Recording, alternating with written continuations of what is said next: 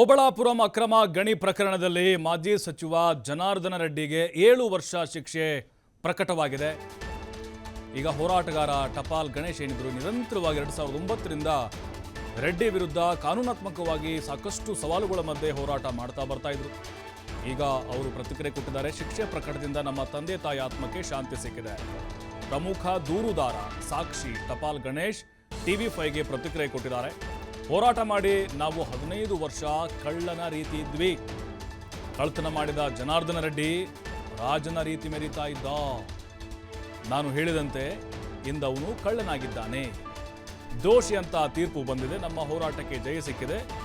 ಇಂದು ನಮಗೆ ನ್ಯಾಯ ಸಿಕ್ಕಿದೆ ಅಂತ ದೂರುದಾರ ಮತ್ತು ಸಾಕ್ಷ್ಯ ಟಪಾಲ್ ಗಣೇಶ್ TV5ಗೆ ಪ್ರತಿಕ್ರಿಯೆಯನ್ನು ಕೊಟ್ಟಿದ್ದಾರೆ. ಓಬಳಾಪುರಂ ಮೈನಿಂಗ್ ಪ್ರಕರಣದಲ್ಲಿ ಮಾಜಿ ಸಚಿವರಾದಂಥ ಜನಾರ್ದನ ರೆಡ್ಡಿ ಅವರಿಗೆ ಇವತ್ತು ದೋಷಿ ಅಂತ ಹೇಳ್ಬಿಟ್ಟು CBI ಒಂದು ಕೋರ್ಟ್ನ ತೀರ್ಪು ಕೂಡ ಕೊಟ್ಟಿದೆ. ಅದ್ರ ಜೊತೆಗೆ ನಮ್ಮ ಜೊತೆಗೆ ಮಾತನಾಡಲಿಕ್ಕೆ ಗಣೇಶ್ ಟಪಾಲ್ ಅವರಿದೆ. ಅವ್ರನ್ನ ಮಾತಾಡ್ಸೋಣ. ಸರ್, ಈಗ ನಿಮ್ಮ ಫಸ್ಟ್ ರಿಯಾಕ್ಷನ್ ಏನಂತ? ಸರ್, ಮೊಟ್ಟ ಮೊದಲನೇದಾಗಿ ಈ ಒಂದು ಆರ್ಡ್ರು ನಮ್ಗೆ ಭಾಳ ಅಂದರೆ ಜಯದ ಹಾದಿಯಲ್ಲಿ ಹೋಗಿದ್ದ ಆರ್ಡ್ರು ನಮ್ಗೆ ಖುಷಿ ತಂದಿದೆ. ಎದಕ್ಕಂದರೆ ಈ ಆರ್ಡ್ರ್ ಯಾವತ್ತೋ ಬರಬೇಕಾಗಿತ್ತು.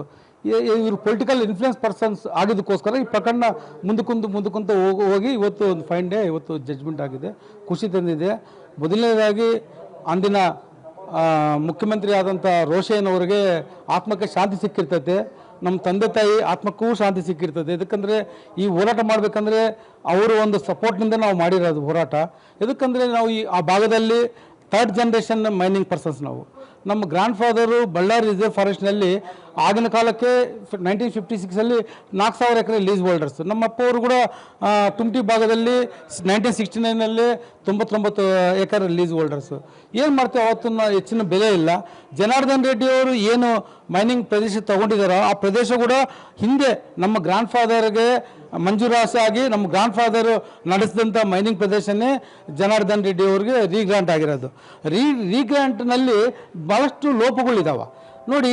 ಬಳ್ಳಾರಿ ಅರಣ್ಯ ನಕ್ಷೆಯಲ್ಲಿ ಯಾವುದೇ ಮೈನಿಂಗ್ ಪ್ರದೇಶ ಇರಲಿ, ಆ ಗ್ರಾಮದ ವ್ಯಾಪ್ತಿಯಲ್ಲಿ ನಕ್ಷೆ ಆ ಒಂದು ಸ್ಕೆಚ್ನಲ್ಲಿ ಹೊಂದಾಣಿಕೆ ಆಗಬೇಕು.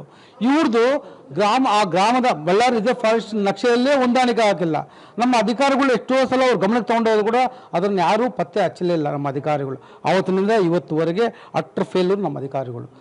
ಇದಕ್ಕಂದರೆ ಜನಾರ್ದನ್ ರೆಡ್ಡಿ ಅವರು ಪಡೆದುಕೊಂಡಂಥ ಲೀಸು ಅವರು ಆಂಧ್ರದಲ್ಲಿ ಪಡ್ಕೊಂಡು ನಮ್ಮ ಕರ್ನಾಟಕ ನಮ್ಮ ತಂದೆಯವರಿಗೆ ಸ್ಟೇಟ್ ಆ್ಯಂಡ್ ಸೆಂಟ್ರಲ್ ಗೌರ್ಮೆಂಟಿಂದ ಅಪ್ರೂವಲ್ ಆಗಿ ಬೌಂಡ್ರಿ ಪಿಲ್ಲರ್ಸ್ನ ಎರೆಕ್ಟ್ ಮಾಡಿದಂಥ ಬೌಂಡ್ರಿ ಪಿಲ್ಲರ್ಸ್ನ 2006ರಲ್ಲೇ ಇವರು ಧ್ವಂಸಗೊಳಿಸಿ ನಮ್ಮ ಏರಿಯಾದಲ್ಲಿ ಶಿಫ್ಟ್ ಮಾಡ್ತಾರೆ.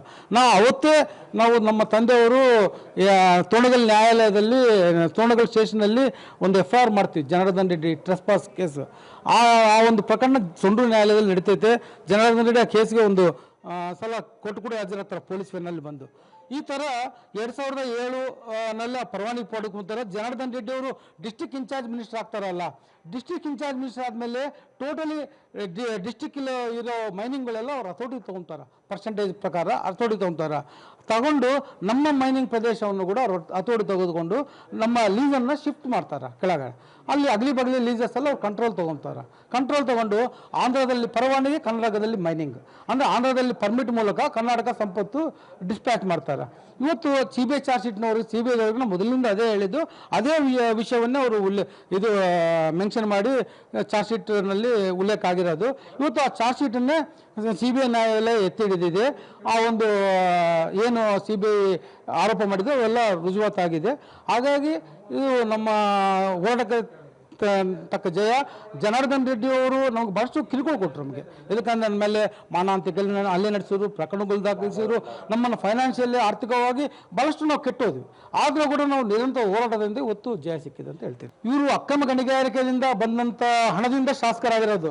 CBI ಗಂಗಾವತಿ ಕ್ಷೇತ್ರದ ಜನ ಇವರೇನು ಒಳ್ಳೆ ನಾಯಕರಂತ ಮತ ಹಾಕಿಲ್ಲ ನೋಡಿ. ನಾನು ಕೂಡ ಒಂದು ಬಳ್ಳಾರಿಯಲ್ಲಿ ಎಲೆಕ್ಷನ್ ಕಂಟೆಸ್ಟ್ ಮಾಡೀನಿ. ನಮ್ಮಂಥವ್ರು ಕಂಟೆಸ್ಟ್ ಮಾಡಿದ್ರೆ ರೊಕ್ಕ ಕೊಡದೆ ಜನ ಓಟ್ ಹಾಕೋದು. ಅಕ್ರಮ ಗಣಿಗಾರಿಕೆಯಿಂದ ಹಣದಿಂದ ಗೆದ್ದೆ. ನಾನು ಬಳ್ಳಾರಿಯಲ್ಲಿ ಚುನಾವಣೆ ಸ್ಪರ್ಧೆ ಮಾಡಿದೆ, 250 ಓಟ್ ಬಿದ್ದಿಲ್ಲ. ಅಂದರೆ ನೋಡಿ ಜನಕ್ಕೆ ರೊಕ್ಕದಿಂದ ಬಂದಂಥವ್ರು ಇಂಥವೆಲ್ಲ ನ್ಯಾಯಾಲಯದಲ್ಲಿ ಇವೆಲ್ಲ ಕೇಳ್ಕೊಂತಾರ. ನ್ಯಾಯಾಲಯ ಇವೆಲ್ಲ ಲೆಕ್ಕ ತೊಗೊಬೇಕಿಲ್ಲ.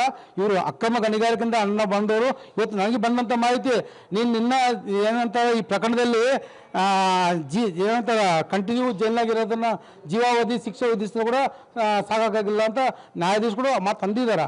ನೋಡಿ ಅವ್ರು ಕೇಳೋದ್ರಲ್ಲಿ ಇದೆ. ಎದಕ್ಕಂದ್ರೆ ಅವರು ಇಲ್ಲಿಗಲ್ ಮೈನಿಂಗಿಂದ ಬಂದಾರ ಜನಪ್ರತಿನಿಧಿಯಾಗಿ. ಹಾಗಾಗಿ ಇದು ಲೆಕ್ಕಕ್ಕೆ ತೊಗೊಬೇಕಲ್ಲ ಅಂತ ನನ್ನ ಅನಿಸಿಕೆ. ಇದಿಷ್ಟೇನೆಂದರೆ ಗಣೇಶ್ ಟಪಾಲ್ ಅವರ ಮಾತಾಗಿರೋಂಥ ಈಗಾಗಲೇ ಕೋರ್ಟ್ ಕೂಡ ಒಂದು ನ್ಯಾಯವನ್ನು ಕೊಟ್ಟಿರುವಂಥದ್ದು. ಇವರು ಸುಪ್ರೀಂ ಕೋರ್ಟ್ಗೆ ಹೋದ್ರು ಕೂಡ ಅವರಿಗೆ ನ್ಯಾಯ ಸಿಗಲ್ಲ ಅನ್ನುವಂತ ಹೇಳಿ TV5 ಜೊತೆಗೆ ಮಾತನಾಡಿದ್ದಾರೆ. ಕ್ಯಾಮ್ರಾ ಪರ್ಸನ್ ಶಿವಕುಮಾರ್ ಜೊತೆ ಸಿದ್ದು, TV5 ಬಳ್ಳಾರಿ.